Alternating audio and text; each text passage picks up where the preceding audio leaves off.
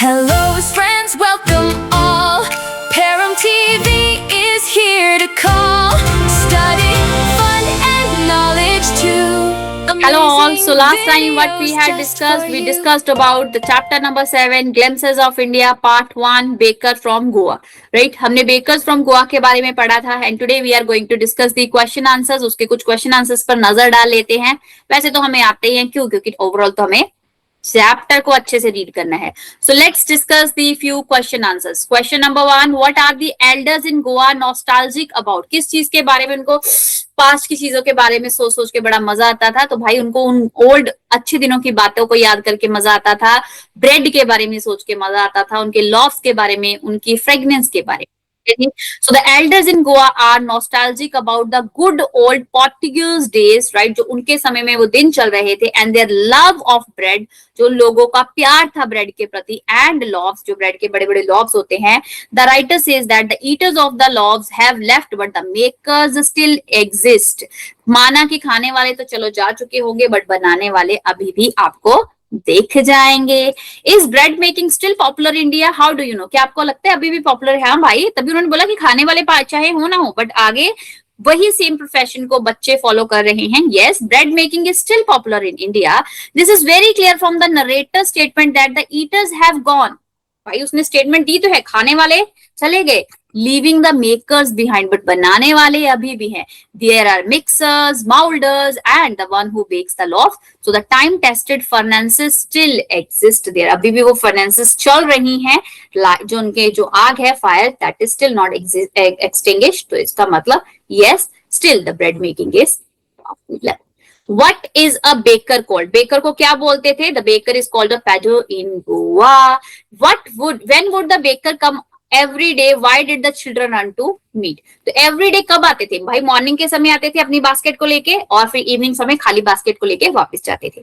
Children क्यों आते थे उनको मिलने? क्योंकि भाई उनको ब्रेड वाली बैंगल्स, स्वीट बैंगल्स लेनी होती थी. ठीक है. So the baker would come twice a day. Twice मतलब टू टाइम्स आते थे. Once early in the morning and second time when he returned after selling his stuff. सारा स्टफ बेचने के बाद जब वो घर जाते थे.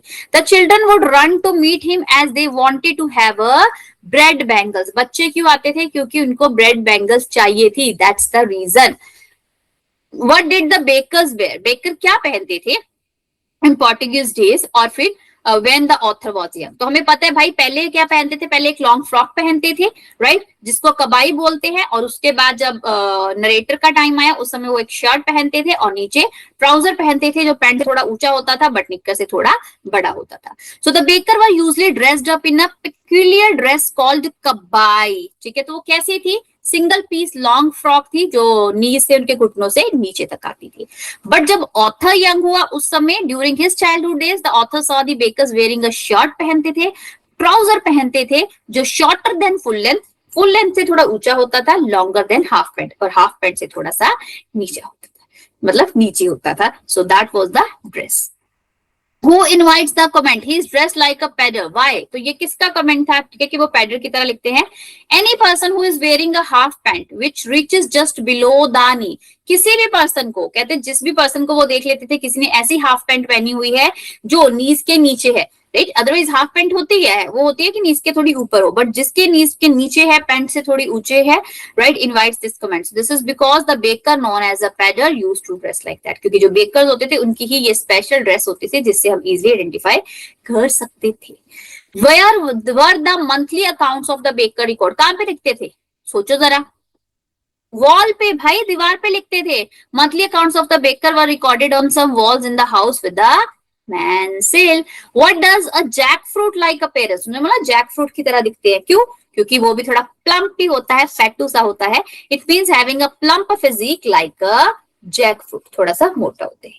Which of these statements are correct? आपको खुद बताना है कौन सी स्टेटमेंट करेक्ट है, कौन सी इनकरेक्ट है. The Padders was an important person in the village in old times. क्या ये important person थे? हाँ भाई, ये important बच्चों की इनसे शुरू होती थी.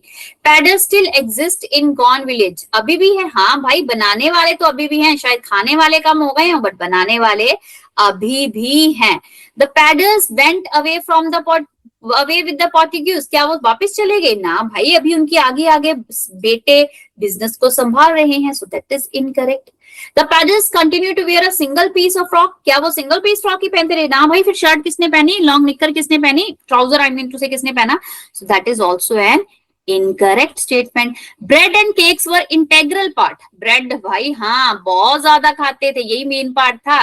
Traditional bread baking is still very profitable business, पुराने समय से जैसे जैसी ब्रेड बनती थी वो अभी भी प्रॉफिटेबल बिजनेस है। हाँ भाई, वो अभी भी चलने वाला है, खत्म थोड़ी ना हो जाएगा।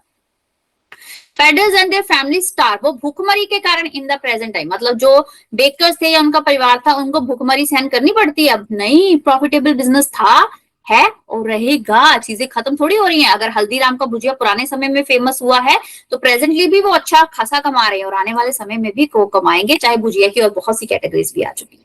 ठीक है, सो दैट इज इनकरेक्ट। चलो लॉन्ग क्वेश्चन देख लेते हैं, ये आपके टेक्स्ट बुक के कुछ क्वेश्चन आंसर्स थे जो कि बहुत बेसिक थे। एक लॉन्ग इसलिए देख लेते हैं, एक दो, ताकि आपको थोड़ी सी चीजें, और अगर कोई शॉर्ट क्वेश्चन आ जाता है तो आप आंसर ऐसे दे सकते हो। Why was it absolutely essential to have a bakers finance in Goans village? ठीक है, क्यों भाई वहां पे अभी भी फाइनेंस है? फाइनेंस आपको बताया ना, भट्टी जैसे जलती है वैसी। So the Portuguese and their famous loaves of bread had made a permanent impact, कहते जो पोर्टुगीज थे या उनके जो ब्रेड थे उन्होंने परमानेंट पूरी तरह से असर डाल दिया था, impact on gone soil, right? उसकी मिट्टी से भी वही खुशबू आने लगी थी, मतलब ब्रेड की। The eaters of those loaves might have vanished, चाहे उसको खाने वाले खत्म हो गए हैं, but the bakers of the loaves, the bakers still have an important place in the society. But जो मेकर्स है, जो उसको बनाते हैं, जो बेक करते हैं, वो आपको सोसाइटी में अब भी दिखेंगे। The Goan village still has the mixers, moulders, those who bake the loaves, तो सब आपको अभी भी उस गांव में दिखने वाले हैं जो मिक्स में, जिसमें वो सारा कुछ मिक्स करते थे, बनाते थे उसकी शेप के लिए, फाइनेंसेस में सब कुछ दिखेगा। There are also the age old time tested finances which still exist till date, वही फाइनेंसेस भट्टियां अभी भी हैं जिसमें वो रख के उसको पकाते थे, वो आपको पुराने समय वाली अभी भी दिखेंगी। The bakers are still important in the village, bakers अभी भी वहां पे इंपॉर्टेंट है। The lady of the house must prepare sandwiches on the occasion of the daughter's engagement, मतलब भाई उनके कल्चर का ही पार्ट बन गया। अभी भी घर की औरतें, किसी उनके घर की बेटी की शादी होती तो सैंडविचेस बनाते हैं। केक एंड वॉलिनास are a must for the Christmas, तो भाई केक और जो कुकीज है वो भी अभी भी उतनी जरूरी है जब पहले समय में वो क्रिसमस वाले डे पे सेलिब्रेट करते थे या अदर फेस्टिवल्स में बनाते थे। Thus the presence of bakers furnace in the village is still essential, इसीलिए फर्नेस अभी भी वहां पे जरूरी है। खुद सोच के देखो ना, हमारे घर पे भी तो वही रिचुअल्स चलते आते हैं। जैसे कि दिवाली का मौसम है, मतलब सीजन है, मतलब फेस्टिवल है भाई, तो दिवाली का मौसम है। मौसम क्यों बोला? क्योंकि भाई 6-7 दिन 10 दिन हम पटाखे चलाते रहते हैं। तो आप बोलो कि भाई अगर हम पटाखे चला रहे हैं तो हमारे आने वाले भी चला रहे हैं, हमारे पीछे वालों ने भी चलाए हैं, है ना? दिवाली पे सबके घर में लक्ष्मी की पूजा हो रही है, तो भाई सबके घर में हो रही है। हम मंदिर जा रहे हैं, गुरुद्वारा जा रहे हैं, मस्जिद जा रहे हैं, तो भाई हर जा रहा है ना। हर कोई जिस तरह भी, जिस मतलब धर्म के लोग जिस तरह भी सेलिब्रेट करते हैं, right, it doesn't matter about our caste और रिलीजन, जिस तरह भी, तो भाई वो सारी रिचुअल्स वैसे ही चलती आ रही। अब जैसे कोई चीजें आपके मम्मा पापा फॉलो करते हैं, सेम अब आगे हम करने लगे, अब हमारे आने वाले बच्चे आगे वो फॉलो करेंगे। तो इसी तरह से सेम कल्चर चलता आ रहा है। तो इसी तरह से फाइनेंसेस अभी भी गांव में जरूरी है, क्योंकि अभी भी उतनी ही इंपॉर्टेंस है बेकर्स की, I mean to say loaf of bakes, loaf of bread की। So pen portrait of a baker के बारे में बता दीजिए। क्वेश्चन 2 लॉन्ग एक है, मतलब करेक्टरिस्टिक्स गॉन विलेज के बारे में बता दीजिए। तो हमने पूरी स्टोरी का इसमें थोड़ा सा समअप लिख देना है। A baker had an important place, उसकी बड़ी इंपॉर्टेंट जगह होती थी in village life of a गांव। मैरिज गिफ्ट्स वर मीनिंगलेस, तो हमने पढ़ा था, तो स्वीट ब्रेड के बिना, स्वीट ब्रेड के बिना मैरिजेस कंप्लीट नहीं मानी जाती थी। केक और वॉलिनास के बिना क्रिसमस या कोई और फेस्टिवल इनकम्प्लीट माना जाता था। In old days the baker used to wear a peculiar dress, kabai, नाम क्या था? Kabai, a single piece frock reaching down the knees, तो एक फ्रॉक पहनते थे, एक लंबी सी, जो उनके घुटनों के नीचे आती थी। लेटर, बाद में they started wearing the shirt and trouser which were longer than the shorter than the full length. बाद में उन्होंने पैंट और शर्ट पहनना शुरू कर दिया। पैंट नहीं, मतलब एक शॉर्ट थी, शॉर्ट मतलब वो पैंट से थोड़ी ऊंची थी और ट्राउजर से थोड़ी नीची थी, मतलब नीज से थोड़ी नीची थी। They use to be prosperous, अमीर हुआ करते थे। They their family servant never starve, वो उनका परिवार और उनके सर्वेंट कभी भूखमरी से नहीं बने।